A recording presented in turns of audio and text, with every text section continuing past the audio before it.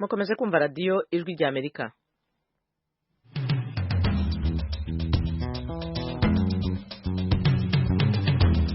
radiyo ijwi rya Amerika ivugira i Washington DC mu Kirundi no mu Kinyarwanda. Hano muri studio ya gatanu muri kumwe nanjye Eugenia Mukankusi, ndabaramukije mwese kandi bahaye ikaze kuri radiyo yanyu mu makuru yacu yo kuri uyu mugoroba. Mu Burundi umugambwe Sawanya Frodebu urifuza abanyapolitiki bazawuherekeza mu matora yo mu 2020 icyo abayoboke b'iryo shyaka bita ihuriro.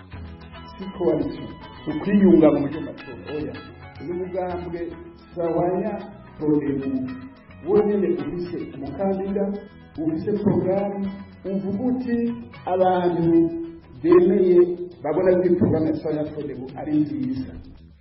Uwo ni umuyobozi w'umugambwe Sawanya Frodebu Pierre Claver Nahimana avuga icyo umugambwe arongoye wifuza mu matora ateganijwe mu Burundi mu mwaka utaha. Hari mu kiganiro n'abanyamakuru. Iyo ni imwe mu nkuru tuza kubagezaho ku buryo burambuye, mube hafi ya radiyo yanyu.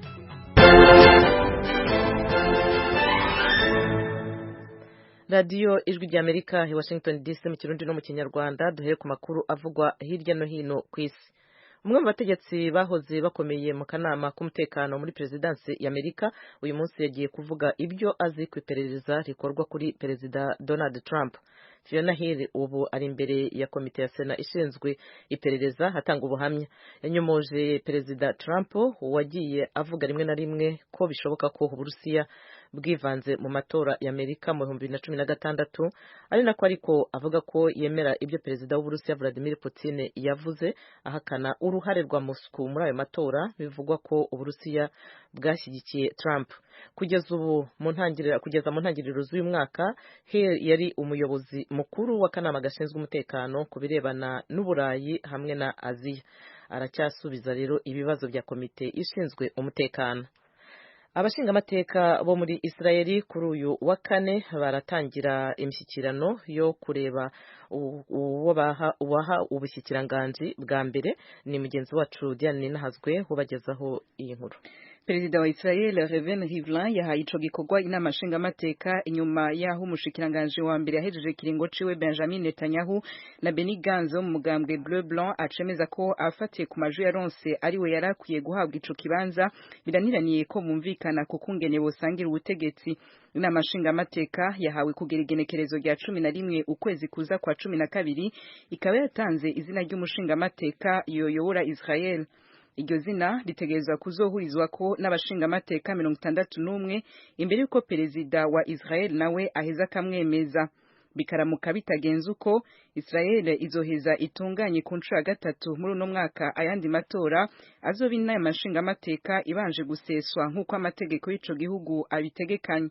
Ibinyamakuru n'abasesangura politike ya Israel bavuze ko uguhuriza ku mukandida umwe kizohava kiba igikorwa gishobora gukomerera inama nshingamateka isa nk'iciyemwo utugwi. N'ubwa mbere mu mateka ya Israel gutora umushikiranganje wa mbere birinda gucishwa mu nama nshingamateka. Aha tuributsa ko aya matati kuwoba umushikiranganje wa mbere wa Israel amaze amezi abiri yaje kurikira inshuro ya kabiri y'amatora yatunganijwe vyanse ko impande zose zikwiza amajwi asabwa kugira ngo umukandida yegukane intebe y'umushikiranganje wa mbere. Urakoze Diane Ninahazwe. Tuje noneho muri Ukraine, umwuka mwiza nturagaruka hagati ya Ukraine n'Uburusiya mbere y'ibiganiro byo guhagarika intambara mu burasirazuba bw'icyo gihugu cya Ukraine. Ukraine iravuga ko amato ya gisirikari yari yafashwe n'Uburusiya yarasubije mu ntangiriro z'iki cyumweru yarangiritse kandi yarakuwemo ibintu bya ngombwa. Nyuma yo gusuzuma ayo mato, umukuru w'abasirikare b'abanevi ba Ukraine yavuze ko yasubiyemo ibyavuzwe kuri televiziyo chaîne ya 4 ya televiziyo ya Ukraine ko ubwo bwato buzasubizwa ahantu hatekanye bitewe nuko bumeze nabi. Yavuze ko budashobora guhaguruka ku bwabwo. Ati abarusiya barabwangije, yemwe babukuyemo n'amatara, ibicomekwamo amashanyarazi n'imisarane. Ati tuzereka amahanga yose ubunyamaswa bw'Uburusiya bwakoreye ubwo bwato. Perezida wa Ukraine Volodymyr Zelensky nyuma yaje kwirebera ubwo bwato aho bugereye rero ku cyambu cya Ochakiv. Yavuze ko kubusana bishobora kuzafata amezi 3.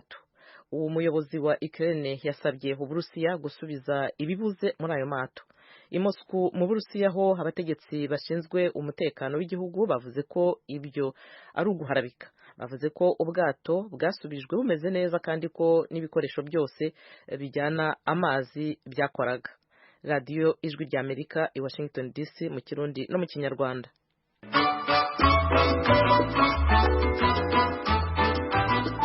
Banywanyi namwe bakunzi b'Ijwi rya Amerika mu Kirundi n'Ikinyarwanda, tubamenyeshe ko mu gihe imirongo FM yaba ifite ikibazo mwakurikira ibiganiro byacu nk'uko bisanzwe ku mirongo migufi ya shortwave guhera saa 10 kugeza saa 2 z'ijoro. Mwatwumvira ku mirongo ya metero 19 na metero 22. Radio Ijwi rya Amerika, radio yanyu.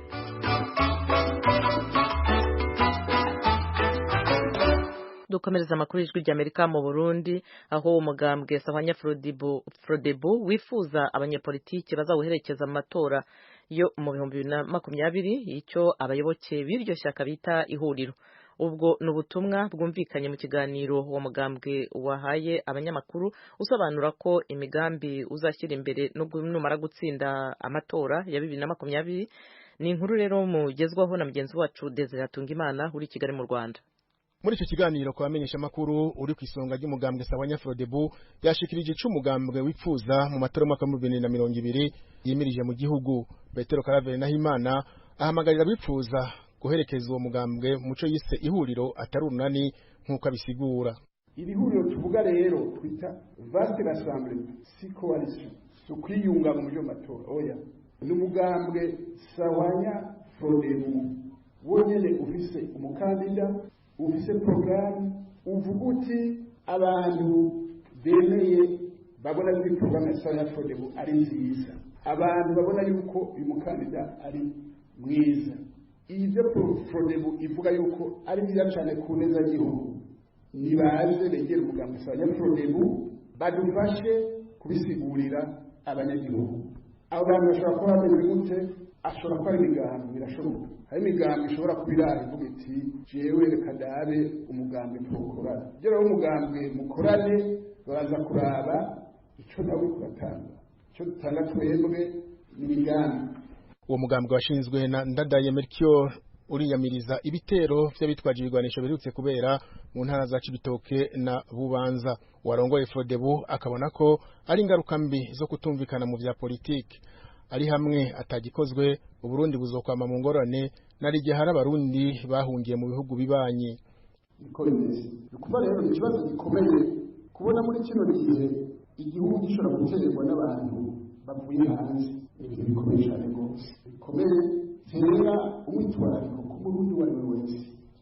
Ibyo bintu biragarutse twari twese mu myaka ya 1994 cyane nk'abari bari muri mwaka w'ibihumbi 2000 abari bari mu Bujumbura barabonye imigwi yagira atera amabombe y'ikingane by'abimeze. Nta muntu n'umwe yifuza gusubira muri bijya bihe.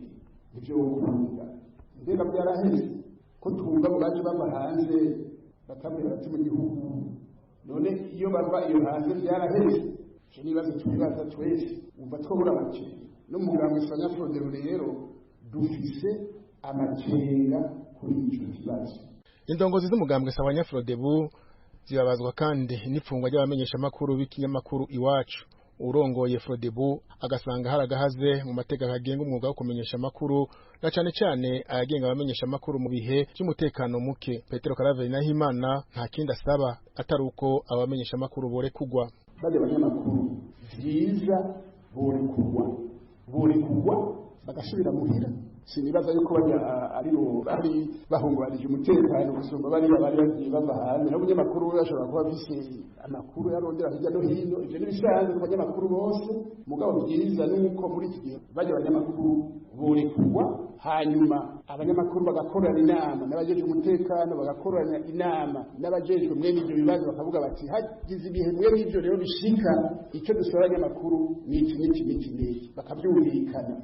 Uwo mugambwe umenyesha ko uzitabira amatora y'umwaka wa 2020 ugasaba leta y'u Burundi gukora ibishoboka byose kugira icyuka cya politike kibe ciza mu gihugu mu ntumbero yo kuyategura neza. Uwo mugambwe ukaba unaherutse gutora Leonce Ngendakumana icegera c'umukuru w'uwo mugambwe kugira azowuserukire mu matora y'umukuru w'igihugu. Ayo nayo akazobera rimwe n'ay'abashinga amateka n'abahanuzi b'amakomine kwigenekezo rya 22 ukwezi kwa gatanu mu mwaka uza 2020. Arakoze Desire Hatungimana umunyamakuru ijwi rya Amerika uri Kigali mu Rwanda ko batugejejeho iyi nkuru ijwi rya Amerika ryabateguriye ryifashishije abanywanyi baryo mu Burundi. Inama y'abakuru b'ibihugu bya Afrika y'Uburasirazuba EAC yariteganijwe mu mpera z'uku kwezi kwa 11 higijwe inyuma mu ntangiriro z'umwaka utaha wa 2020. Umunyamabanga mukuru wa EAC yahakanye ibivugwa ko byatewe no kutumvikana cyangwa se amakimbirane hari hagati y'ibihugu bitandukanye biri muri uwo muryango nk'u Rwanda na Uganda cyangwa se Uburundi n'u Rwanda. Inkuru y'umunyamakuru w'ijwi rya Amerika Pierre Cave niyo nkuru ari i Kigali mu Rwanda. Mu kiganiro yahaye abamenyesha makuru kuri uyu wa gatatu, umunyamabanga mukuru w'umuryango wa Afrika y'ubuseruko EAC yatangaje ko inama y'abakuru b'ibihugu b'uwo muryango itakibaye itariki 30 z'uko kwezi kwa-11 nk'uko byari bitegekanijwe. Liberan Mukeko avuga ko iryo yunguruzwa ryatumwe no ko ari igihugu adatomora neza cyavuze ko kidafise umwanya. Now the summit has been postponed. And I want to make it very clear to Atbureri inama yigijwe inyuma. Iki nashaka kugisigura kugira ngo mugitahure neza. Itegeko rigenga EAC rivuga ko habwirizwa kuba inama y'abakuru b'ibihugu uko umwaka utashe. Ikindi nuko muri uwo muryango wacu tubwirizwa gukorera hamwe. Ni inama rero tuyikorera hamwe atawuvuyemwo. Hagize igihugu kimwe kibuze kumvo zumvikana inama ntiba. Ni naco cabaye ubu. Igihugu kimwe catubwiye ko gifise ibikorwa byihutirwa ko umukuru w'ico gihugu atazoronka umwanya. Duca twigize inyuma inama. Ukuri nuko ntihagire ibindi mwiyumvira nk'uko twavyumvise. Because we have seen a lot of imagination behind the postponements. Ivyo avuga ko byari bimaze iminsi binugwanugwa nuko inama yoba yigijwe inyuma kubera kutumvikana hagati y'ibihugu bitandukanye bigize uwo muryango. Aha twavuga nk'uko kutumvikana hagati y'u Rwanda n'Ubuganda cyangwa guterana amajambo hagati y'u Burundi n'u Rwanda. Liberan Mukeko amenyesha ko atari yo mvo nyamukuru. People think there is a problem or some countries don't want to fight here in Arusha. Ati arabiyumvira ko byatumwe n'amatati kutumvikana, abandi bakiyumvira ko ari ibihugu bidashobora kwicarana Arusha n'ibindi rero. Igihugu cyose gifise uburenganzira bwo kuvuga ko kizoba kihari canke ko atamwanya gifise.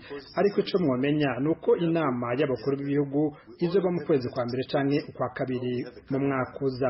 Uko niko abakuru b'ibihugu bavyumvikanye kuko babwirizwa kuza bose canke akagira abarungika intumwa.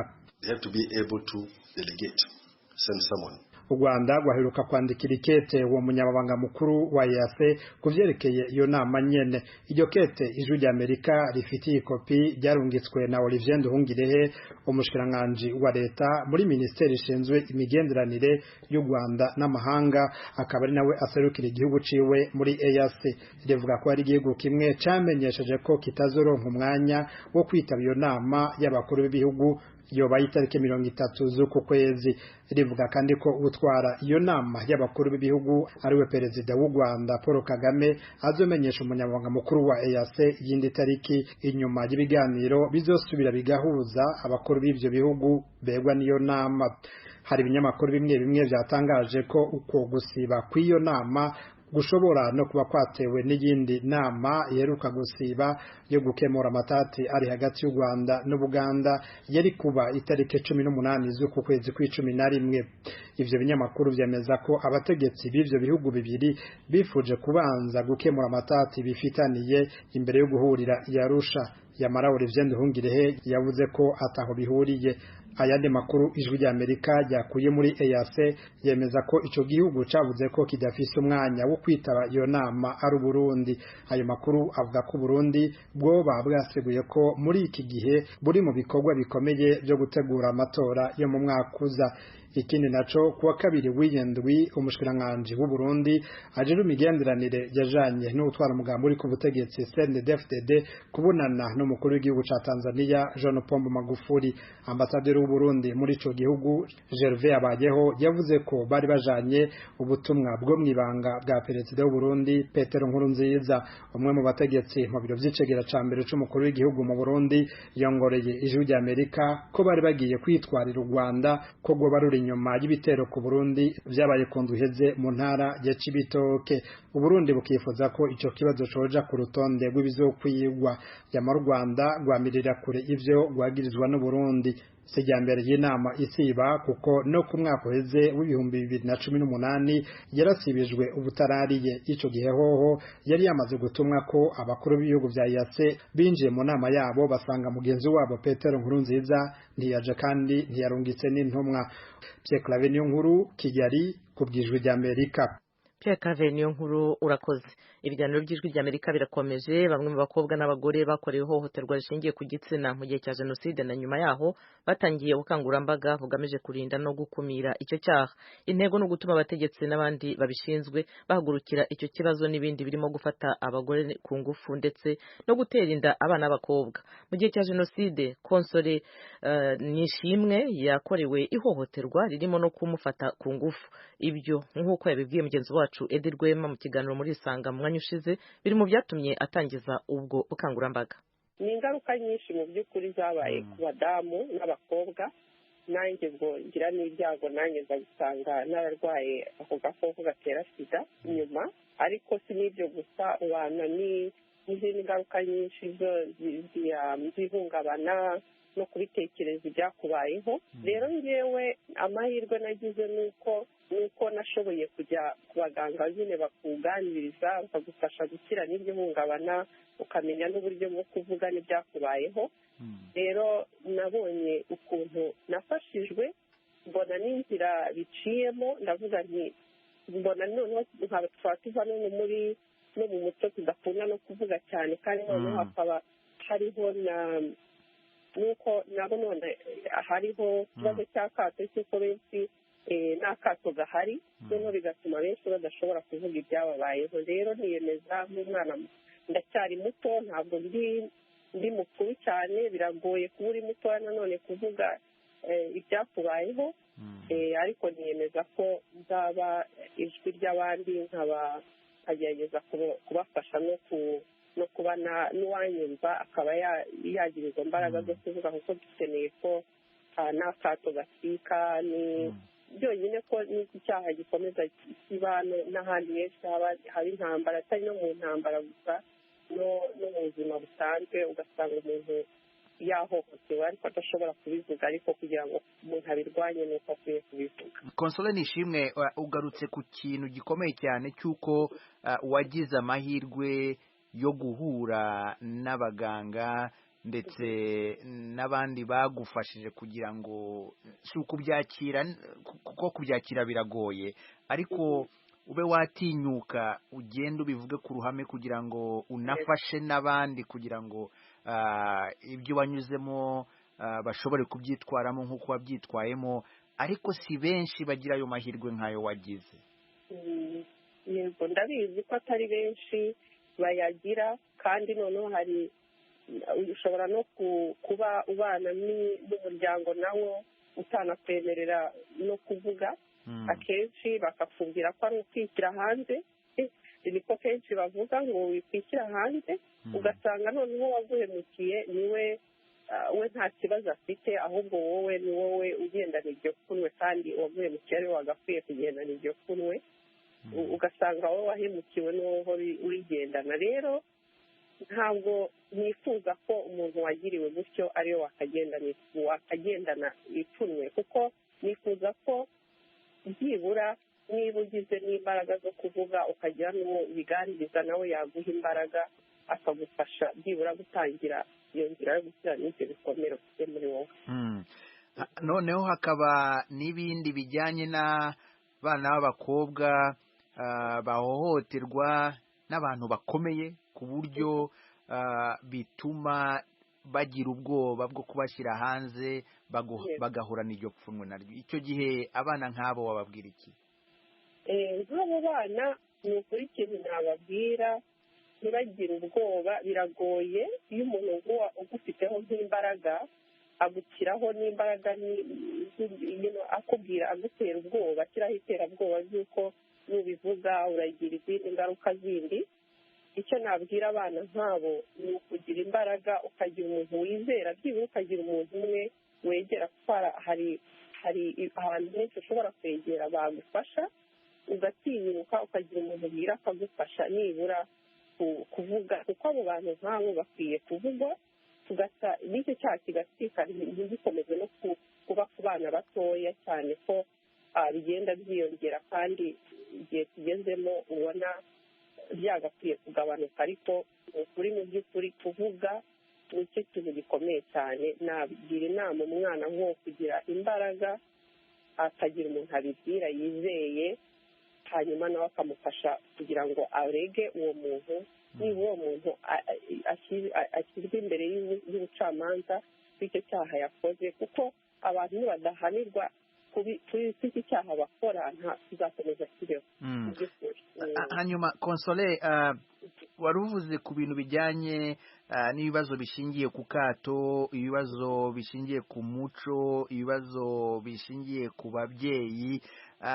Ahanini umuntu yibazaga ko ibi bishobora kuba mu bihugu bikiri mu nzira y'amajyambere, ko ibibazo nk'ibyo ahanini bireba abagore bishobora kuba bitaboneka mu bihugu byateye imbere. Aha natanga urugero nka Leta Zunze Ubumwe za Amerika, ariko siko bimeze. Hari abagore benshi bagiye batanga ubuhamya bw'ibyababayeho, ahubwo ugasanga n'izi sosiyete tuvuga ko zateye imbere, aho kugira ngo zibafashe ahubwo zirimo zirabatuka, zirimo zirabashyira mu kato, noneho hagakoreshwa n'imbuga nkoranyambaga kwibasira abo bahuye n'ibyo bibazo. Niba mu bihugu nka Leta Zunze Ubumwe za Amerika abagore badashobora gutinyuka ngo bavuge ibyababayeho, inzira iracyari ndende rero mu bihugu bikiri mu nzira y'amajyambere.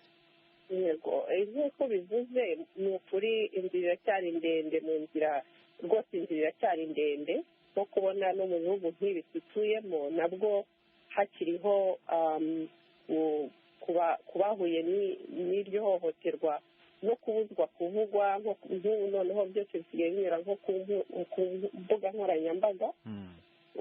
Biragoye, cyari inzira ndende, ariko nanone ntabwo dukwiye gucika intege, kubera yuko hari abantu mu by'ukuri bahari bafite, si no kuvuga ngo ni abadamu gusa bakangurira abandi kuvuga, n'abagabo barahari benshi rwose babivuga. Mu by'ukuri ni ukuvuga ngo igihe ubonye umuntu agize imbaraga zo kuvuga, ukomeze umuhe imbaraga, mufashe, kuko akenshi iyo umuntu ari kuvuga akurwanya aba yongera n'ibikomere bikurimo n'imbere. Noneho ni ukuvuga ngo niba abantu bo mu bihugu bikiri mu nzira y'amajyambere babona hino n'ibi bihugu byateye imbere bikigoye, bishobora no guta intege n'abandi bashakaga no kuvuga, ariko ntibikaduta intege. Mu by'ukuri abantu, ni nayo mpamvu umuntu akomeza avuga, kugira ngo nibura abantu bagire imbaraga, kandi noneho iki cyaha uwagikoze agihanirwe, abone yuko hari n'ingaruka z'ibyo yakoze, kuko nihatabaho guhana, mu by'ukuri bizakomeza bibeho. kandi ikindi kigoye ni uko habaho kenshi n'ikintu gikunda gutera n'abantu kutavuga cyane, cyangwa baba badashaka gukomereka rimwe na rimwe nabo, ngo bakomeze bakomereke, kubera yuko hari igihe wenda hari n'amagambo mabi, amwe avuga wenda akubwira ngo ko wenda hari wenda wowe wari wabigizemo uruhare, kandi mu by'ukuri uko byagenda kose nta muntu ukwiye guhohotera umuntu. ngo kubera yuko ngo hari uruhare yabigizemo nta muntu wagakwiye kubikora, nta n'impamvu yagakwiye kuba ifite ubusobanuro buhari bwo kuvuga impamvu waba wakoze icyo cyaha bwagombye kuba buhari rwose.